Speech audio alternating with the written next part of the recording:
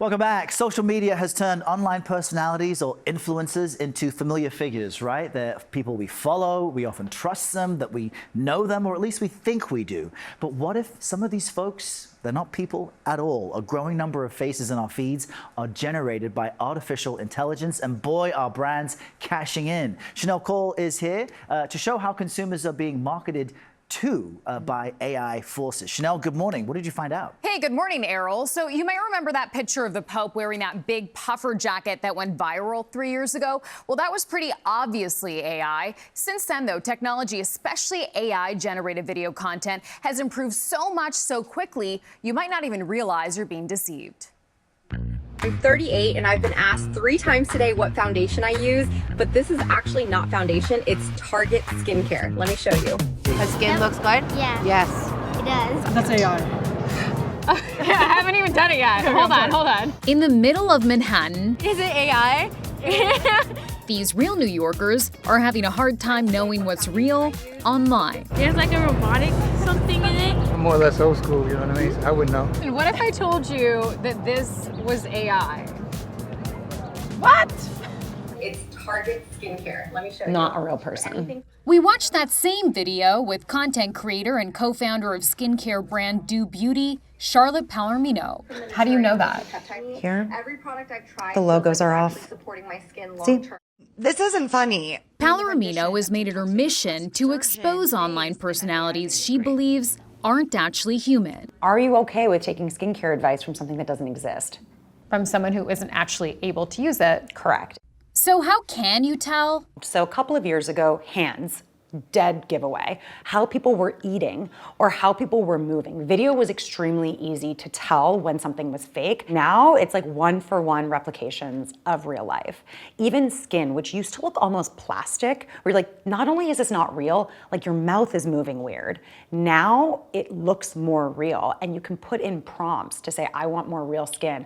I want creases under eyes from concealer. I want pores, I want texture. So it's really beautiful people, but they have just like a little bit of realness added to them, so you really can't tell. In many cases, social media companies like TikTok and Meta impose penalties on users for failing to label their own AI-generated content. But in practice, many videos still make it onto the platforms without those labels. So it sounds like people are being scammed.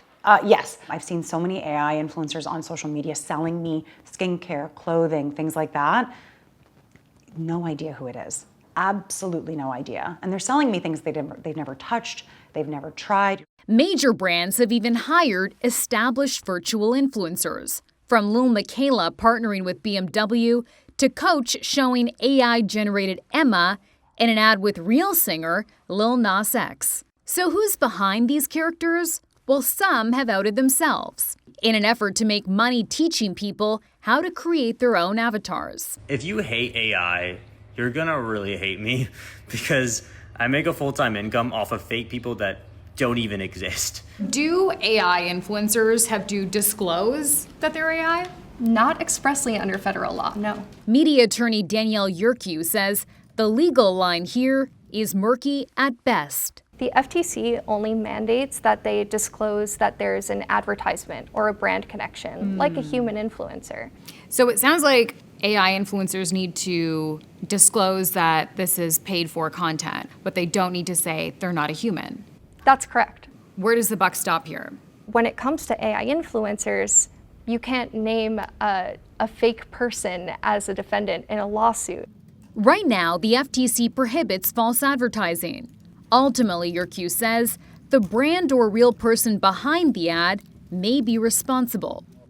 Then there's another disturbing trend. This is truly a landmark in modern medicine. And AI impersonating well-known medical professionals to sell products or services. That's not me.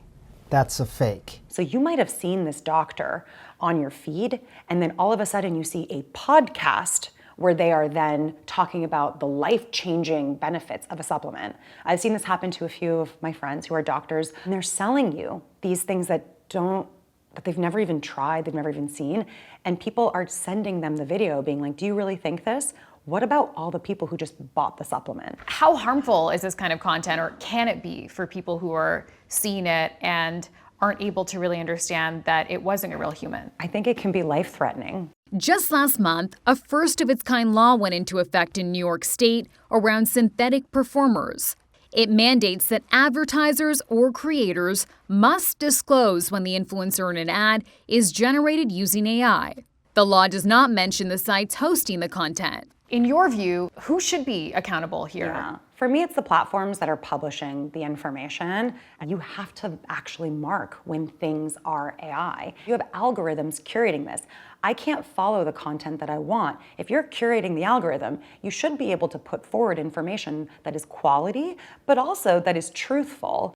Now, some social media sites say that while they can detect and label media created using their own company's AI tools, their capabilities just are not yet advanced enough to detect every time a video is made using another company's AI software.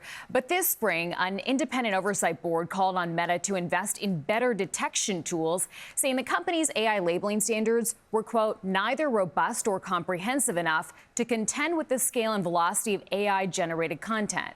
Meta is saying when it is technically and operationally possible to do so, the company would take action. Wow, but you've really exposed how difficult it is for most of us to identify when someone is AI. I mean, what are the other tips you can give people, especially older people who seem to get tricked all the time? Yeah, how they can tell? So Charlotte talked a lot about them. I think when you notice the hands are off sometimes, but technology is improving so quickly it is hard to tell. If you think something is off or fraudulent, you can flag that on a lot of these social media companies' websites. If you feel like you've been scammed or you've been duped, you can also file a formal complaint with the FTC. But honestly, my best piece of advice is go with your gut. If you feel like something is off, check someone's profile, because if they have a lot of videos that look really similar and they're putting out so much content in a really short amount of time, it's probably not a real person. And of course, this technology is developing so quickly, it's also going to get even better and better. Right. Thank you so much, Shanelle. Thank you, Appreciate Shanelle. it.